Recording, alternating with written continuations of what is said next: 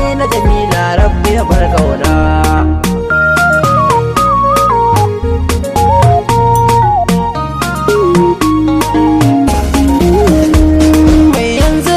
Da gata da jibi guda ɗaya Allah ne, sarkin da yi ne yi kai yi su shi mai kowa ne, mai bayarwa mai karbawa ne Allah kenan, mai sanyawa har danawa ne Allah kenan, shi wahidu ne kuma mai komai ne Allah kenan.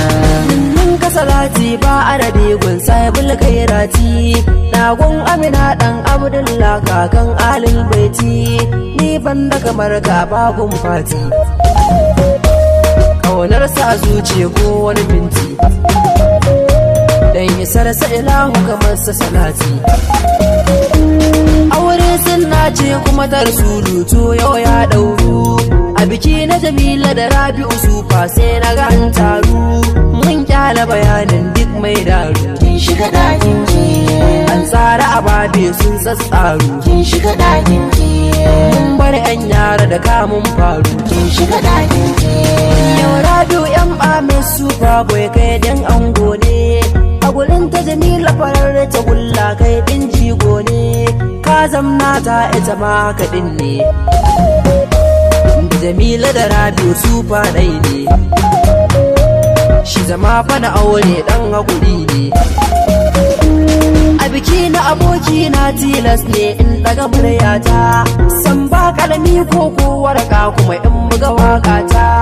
Matar Sufa gata ɗakinta aure ya dauro, tunda kin yo aure to kin huta aure ya dauro. Na lura Jamila gurin ki da tsafta aure ya dauro. Ango na Jamila Rabi'u Sufa na yi ma barka, in an wuce rani ba wai tayi in bancin kaka, duk mai bacci ku faɗansa ya farka. Ya Jamila ne ta zan matarka, sarki Allah kuma shi ya baka.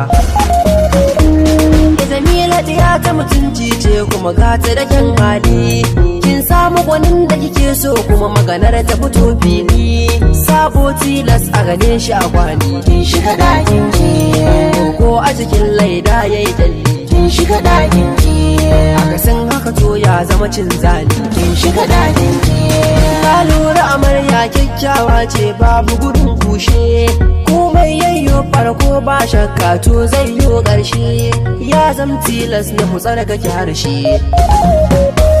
mugun zance kunnan ku toshe, sake ɗauki turare jikin saki feshi.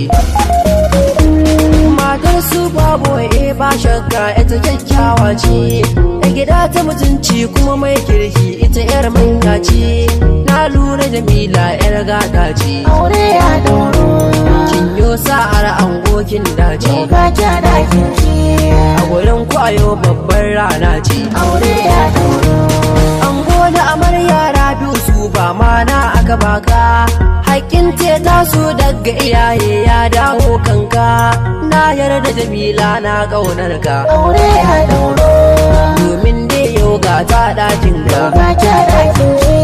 ita ce kuma babbar mata gunka aure ya dauro. Kun samu abin da kuke so ku yi godiya gun rabbani, da na gan ku a zaune a tare da juna sai kuka burge ni. Sufa shi aboki ne a gare ni, ne laifi kuma zai yafe ni,